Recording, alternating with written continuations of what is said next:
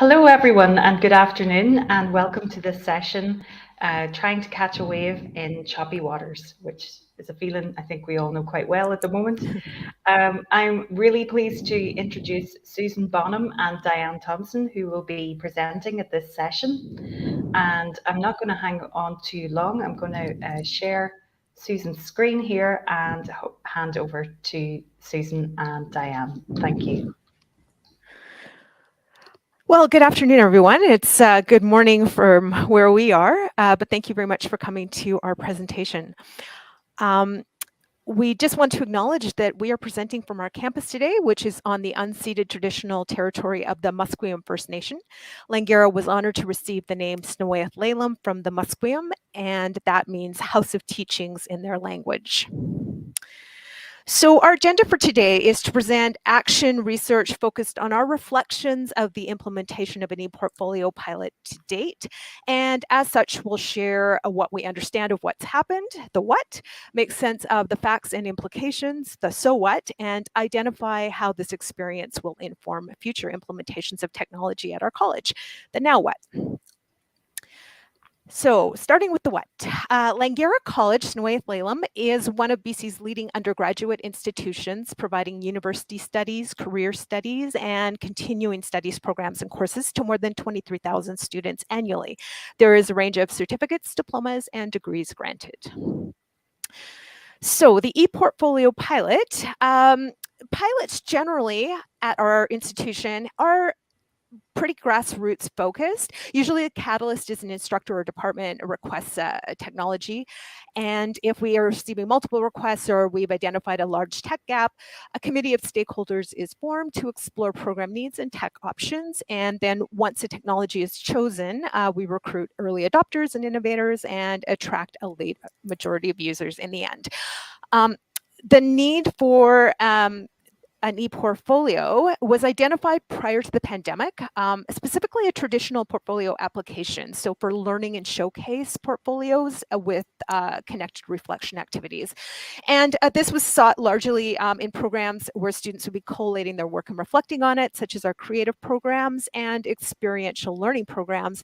And again, specifically just that learning and showcase portfolio and reflection piece. We weren't really looking at the skills and capabilities functionality of the platform as we launched into the pilot.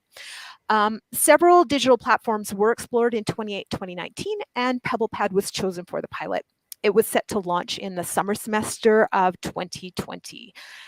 And the long-term goal of the pilot is to get out of pilot and into a full license. So success in this particular pilot will lead to full implementation.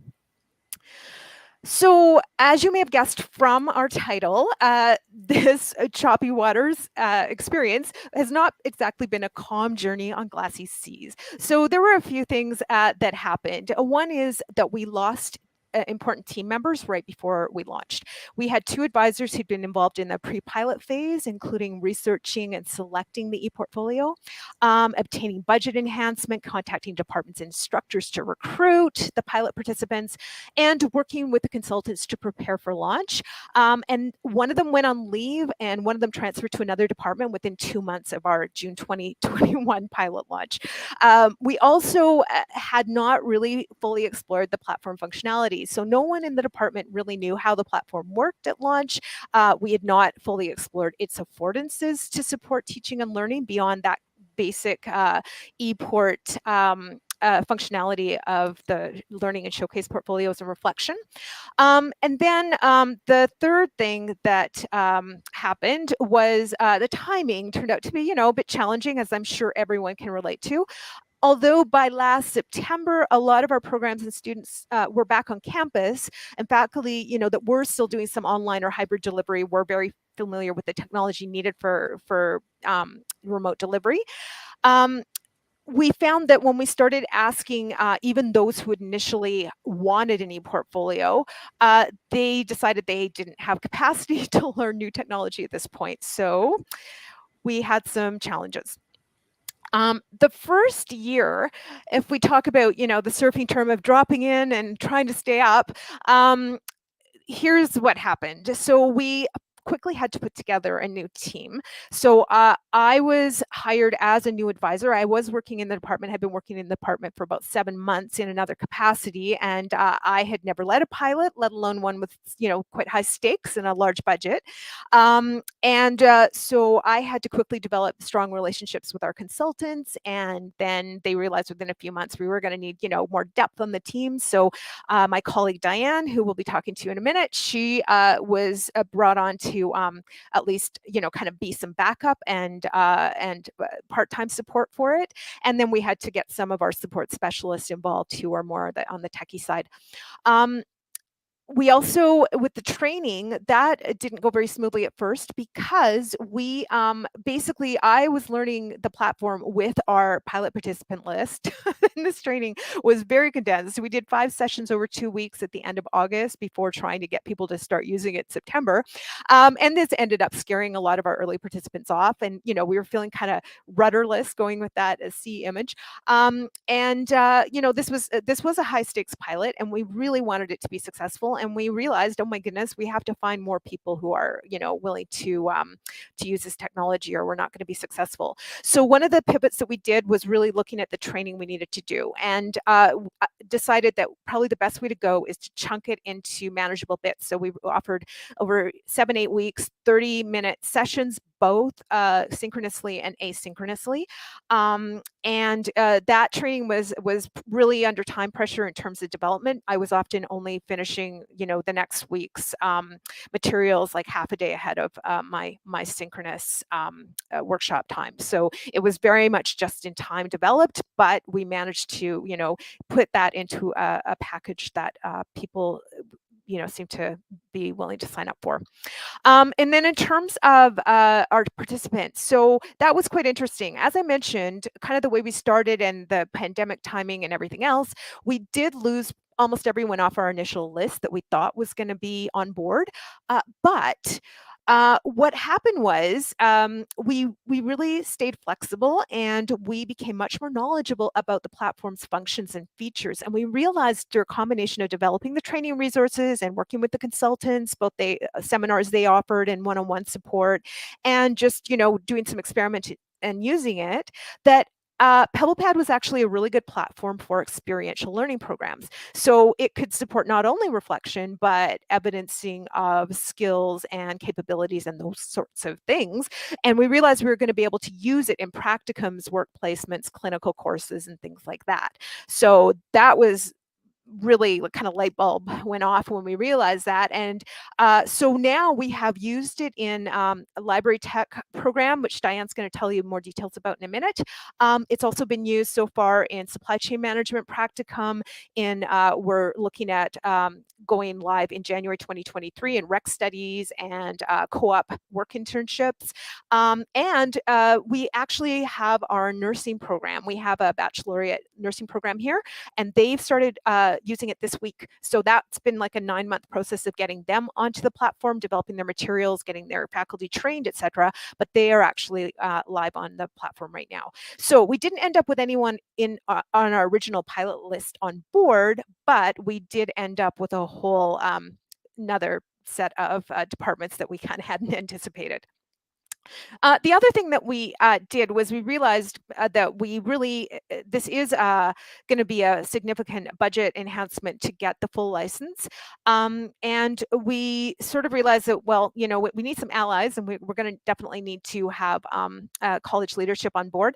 And so one of the things that we did was really look at how this technology aligned with our strategic and academic plans. And when we looked at that closely, we realized that it actually aligned with pretty much every pillar on both of those plans. So we really kind of identified those areas of alignment and started really communicating with the channels up to leadership to get them supporting this technology. So I'm going to hand it over to, because we're still in the what section, I'm going to hand it over to Diane, and she's going to talk about how she has used this technology platform with the library technology students. Yep, thanks, Susan. So I'm going to talk, as Susan said, a little bit more about the specifics of how we've used PebblePad in some of our programs. So I'm an ed tech advisor with Susan, but I'm also an instructor in the Library and Information Technology program. And Susan had invited me to use PebblePad, and I really jumped at the opportunity. I knew that the platform had a lot of flexibility, and I could potentially use it to solve a lot of the technical issues and some even pedagogical issues that we all have with some of our courses. So the first course I used it for was I had a specific assignment in mind with that had a lot of reflection pieces built in, and it went quite well. Susan created a video that helped my students log in, and so it was really seamless. There was very few technical issues. I was quite surprised actually, but it was great. One thing that I did learn was that when we had set up the assessment piece in PebblePad, we had set it up as a live link. So the assignment was a live link, which meant that I could go in at any time and provide feedback even before the due date. And students were getting a little bit confused because they were looking for that submit button and there wasn't one. And so I should have been a little bit more clear on, well, this is kind of more of a formative assessment. I can sort of provide you some guidance, especially for those students who are struggling a little bit, providing them guidance before the due date that they could revise, that kind of thing. So that was a bit of a learning lesson there. For the second time that I used PebblePad was for a practicum course, and I was really looking forward to exploring that. One of the challenges we had with our practicum courses is that they run from January to the end of April, the actual course. But of course, the practicums go beyond that into May and sometimes June. And our learning management system shuts down or just, finishes at the end of April with Brightspace. And so the instructors end up having to manage all the documents coming in with the practicum reports, the time logs, the evaluations by email or Excel spreadsheet. And, it's a bit of a challenge. Things get missed, lost, all that kind of thing. PebblePad was able to I was able to manage everything, in a whole view. I was able to see who had done what, and all the documents were there. And then also the students the portability of PebblePad is great. So when students have finished the program, they can still access their ePortfolio indefinitely, as I understand. And also, they could share their portfolio with prospective employers. So that was a real selling feature, if you will, for students to actually use and complete everything in their portfolio. So that's been wonderful. And now this fall, I'm going to be using it for a collaborative online international learning module within a course. And so I'm paired with Tianjin University in China. And so I'm going to have Susan enroll her students, my partner in China, her students into PebblePad with my students. We're going to create some groups, and then they're going to work on assignments collaboratively. So in our regular learning management system, we were just never able to do that. And there's China doesn't have access or has restricted access to Google and Google Docs and things like that. So we were always looking for a platform that we could share, that we could both use to have, collaboration going on. So this is going to be great, I think. So those are some of the examples of how we've used PebblePad and what we've learned along the way. And each time, I'm finding different ways of managing and of exploring new functions within PebblePad and solving problems. So it's been a really great experience. Thanks, Diane. So what? What does this all mean? So reflecting on how things have gone so far, at the beginning, we didn't have enough depth and knowledge on the team, and we weren't really able to guide those who approached us or we approached. I mean, I'm really talking within the first few months, but it's really hard to lead when you're not an expert. So we've identified that as an issue that we experienced. And again, the training, we didn't start off with the right initial training program. Trainers are doing the training with the first group of pilot participants. And again, this led to more confusion. I feel like it scared people off that it wouldn't necessarily have if we had managed the participant training better, et cetera. Not understanding all of the functionality of the program also kind of made us miss months of getting people on board and put more pressure on the pilot success. I mean, the goal has always been to get out of pilot and into a full license, but the slow start put a lot of pressure on us to make it successful, both for those invested in it during the pilot, those who have come on board, and those of us, on the support team who realized what a powerful tool this was and how much our college really could benefit from it. So the other thing is, in terms of the strategic and academic plans, as I mentioned, like really early on in kind of exploring getting an ePortfolio that had been looked at, but it wasn't really top of mind as we launched this pilot, which is partially, down to me because I was new to running pilots myself, and that was something that I missed. But we've certainly made up for that now, and really understand and are communicating how PebblePad aligns with our strategic and academic plans to support teaching and learning. I think the one thing that has worked in our favor, and obviously we will keep from this experience, is the fact that we were able to adapt so quickly and keep highly flexible. So when our original people weren't coming on board, that we were able to still pivot and find other people who it would be a good fit for. And, hopefully we will eventually get those original people back when they feel that they have the capacity to do so. So again, going forward, taking a step back in terms of this was a specific pilot, how is this going to help us transform learning at the college and our approach to future pilots, et cetera? I mean, certainly we're going to keep the grassroots approach at Langara. It doesn't work very well for us to come in top down and say you have to use something or you have to use something in a certain way. I mean, we really want to have buy-in from our faculty and go from there. So that will definitely remain. But in terms of exploring the functionality, next time we totally understand that we're going to need months to really do a deep dive ourselves into the technology tool before we try and lead other people into using it. That kind of relates to the training. Obviously, the designing the training well is something that we have got to, but we didn't really start off with. And we really feel that this is not even only for future pilots, but for how we're approaching everything now. One thing that worked incredibly well for the PebblePad training that we did run was offering it both synchronously and asynchronously. Having those asynchronous materials that were multimodal, they had text, images, videos. We were thinking of universal design when we put them together. That allowed for all kinds of different learning styles. And some people prefer to do it on their own. Some people prefer to do it in person. So we were actually meeting all those needs. And the other thing is having those asynchronous, well-designed asynchronous materials allows people to have a reference later. And we're actually now applying that to we're re-examining like all our Brightspace training and seeing if we can get that, have really well-designed asynchronous materials for all of that functionality as well. So this pilot has had actually, when it comes to training, quite a profound influence on our department's approach to training. In terms of our depth in team knowledge and skills, we're now consciously planning to have enough resources, human resources with the right range of skills when we are approaching any kind of a new project to provide the optimal leadership and support right from the beginning. So now we're really looking at, when we're actually, figuring out the budget, like, do we have to have extra people attached to this that we don't currently have on staff, and then how much do we need to budget for that kind of thing. So that's been an important lesson.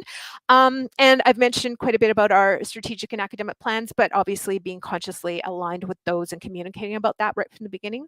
And obviously we're going to keep our flexible approach to any of our future projects and pilots. So that brings us to the end of our presentation. We want to have time for questions. So I'm going to stop sharing so that we can bring it back here. Thank you so much, Susan and Diane. It's been pretty quiet in the chat. It tends to do that in the afternoon sessions. People are just enjoying and, soaking it all up. But it sounded like a really interesting project. And I just wondered personally, in my own work life, we're dealing with a project where the personnel involved are changing and there's been multiple changes. And I wonder, what would you, how would you recommend coping with that? Or, but also actually getting the benefit out of that because you're actually getting loads of expertise and different perspectives as well. So there's, Absolutely. I mean, I think Diane and I both believe that communication is huge, right? And so does our chair. Like she's really trying to bring people together to communicate more. That was obviously a challenge, I think, for most of us during the pandemic when we were all, not seeing each other and just meeting over Zoom and things. It is easier when we're having more direct contact and having those like casual conversations in the hallway like that. I don't think any of us realized how beneficial that was until the pandemic hit and we weren't having those anymore. But I think one thing that we have realized, and I've sort of become really conscious of, it's something that's sort of a work in progress, is that so much of our PebblePad pilot is actually currently in my head, right? Like I don't, uh, I think like having more than one person be expert in case you lose someone, because when we lost those two people right before our pilot, that put us into, kind of panic mode. And it was certainly not the optimal way to launch a new technology tool, especially a big one like this. So, trying to, get things documented. I try to document some of the, quite a few of the things that I've been doing. All of my asynchronous training materials are there for anyone else who would have to come on the project now, right? Those are all documenting all the different features, and being conscious that we need more depth, right? Like we need to bring more of our support specialists on board to understand in depth how this works so that they can do the direct support of the faculty. And having Diane, like that's why we realized a few months in when Diane was interested in teaching with this, then she officially within ed tech also got added to the team because it doesn't make sense to have one person, right? Yeah. But there's no easy answers. There's things like who could have predicted that we would have lost two key people within 2 months of our pilot launch, right? Like they've been involved in it for years, and life happens. So we coped, but that's where kind of the you know. Trying to communicate as much as possible. We haven't always in the course of this done the best job of that, but I feel like that's something that's just gotten better and better over time.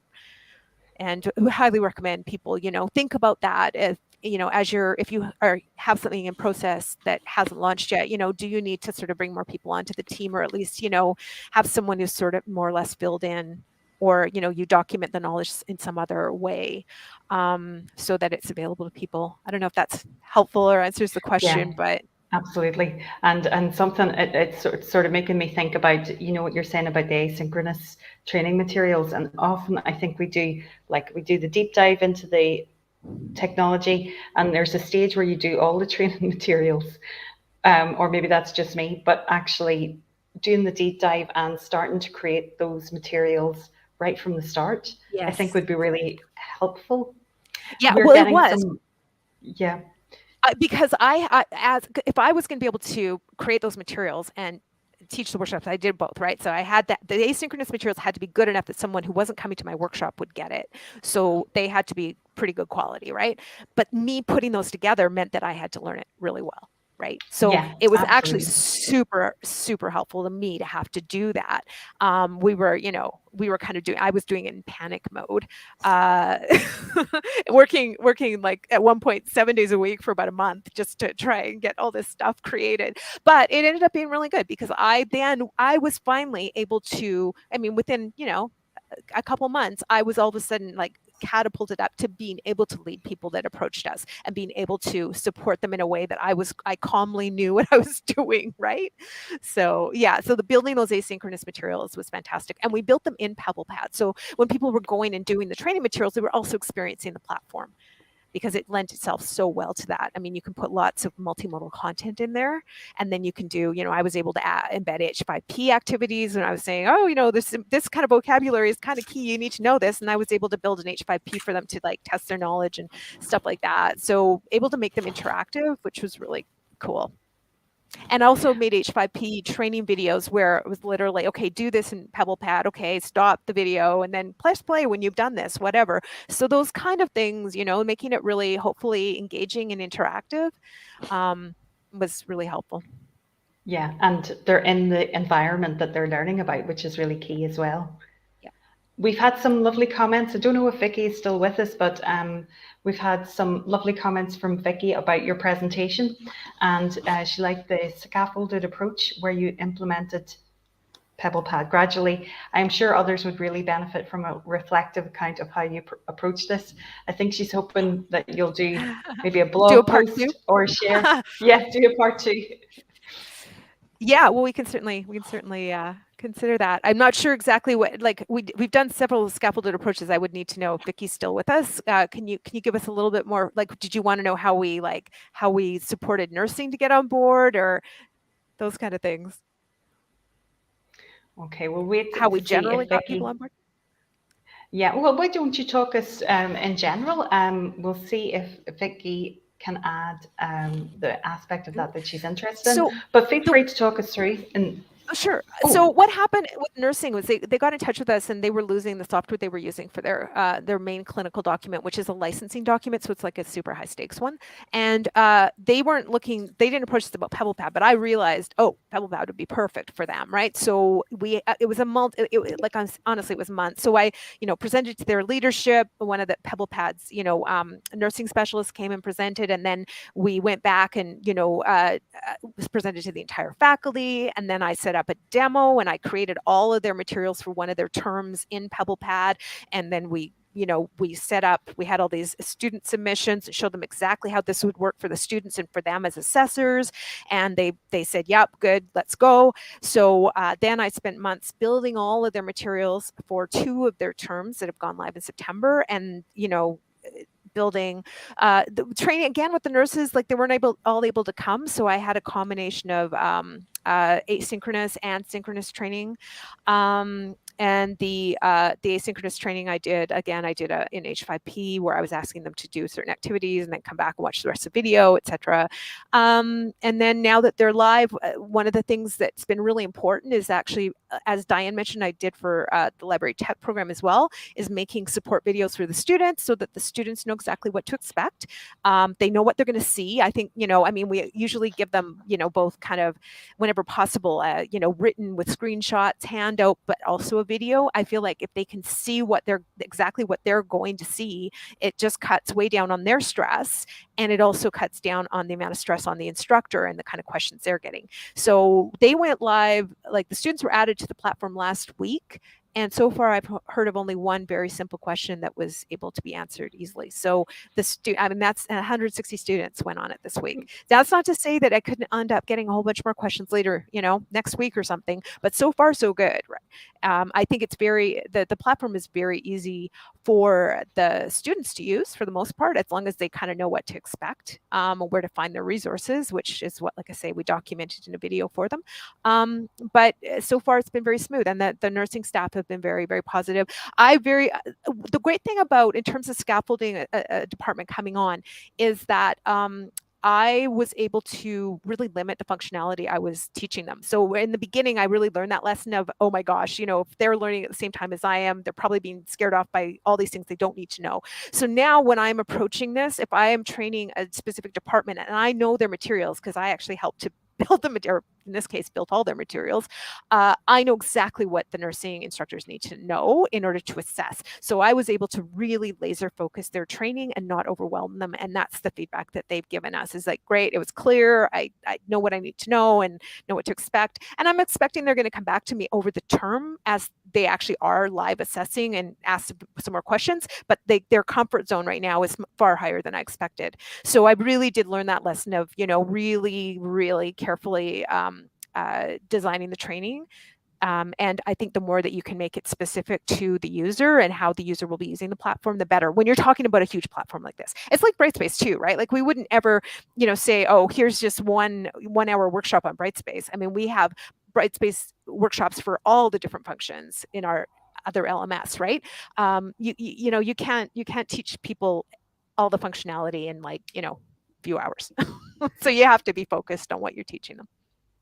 yeah, absolutely. And just a final comment there from Vicky, but as we are fast approaching the end of our time, I just want to say thank you both to Diane and Susan. It's a fascinating project. If you decide, as Vicky is suggesting, to do a paper on this or a blog, alt members want to hear about it. So let us know, keep Okay. us informed, and good luck with the rest of the project. Thank you so much. Thank you. Thank you so much. Bye, everyone. Bye.